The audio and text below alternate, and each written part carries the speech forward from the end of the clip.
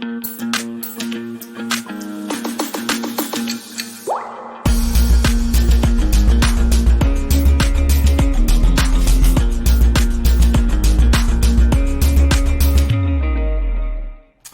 there.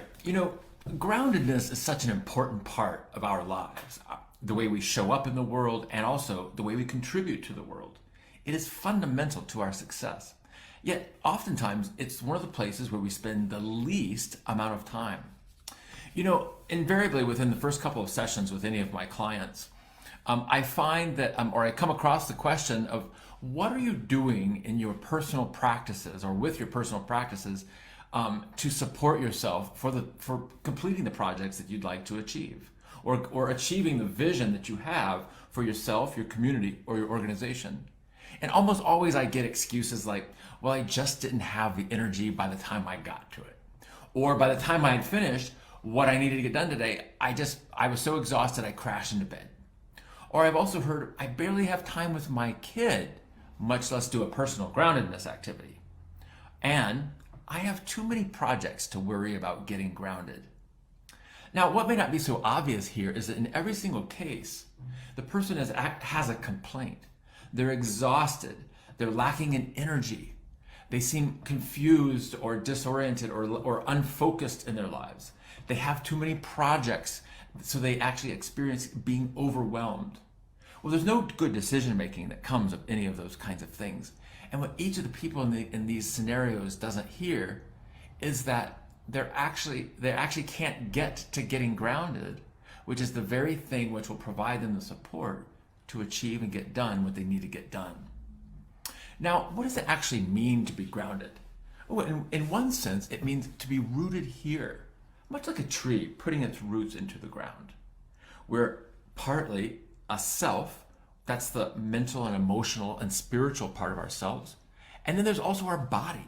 So it's important to get connected to the physical form of who we are. Then there's the world around you, and especially the natural world. And then finally, connection to community. These are all just elements of getting the self rooted in the here and now.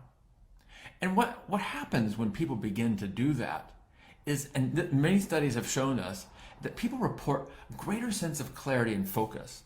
There's more calm that allows for more effective decision making.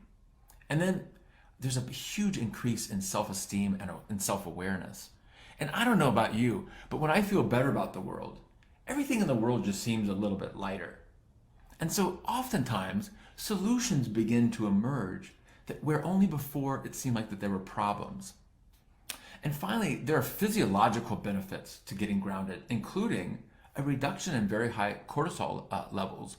And high cortisol has been shown to be directly linked to chronic anxiety and depression. And especially now as we're coming off the pandemic in this country, like anxiety and depression are astronomically high. There have been radical increases in people's reporting of being afflicted with both of those problems. Now, getting grounded is pretty easy. You can engage in like meditation or yoga, go for a walk, a quiet time in the park, or swim. Some other ways to start thinking about getting grounded is look for ways to detach from things like devices or always having to be doing something. And multitasking is never multitasking. It's only task switching. And so the thought that you're going to get grounded and multitask at the same time, no go. Getting grounded is about just you.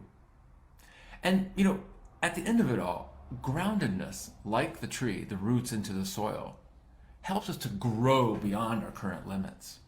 And it supports us on that journey towards a life without borders. So if this resonates with you, reach out and give me a call.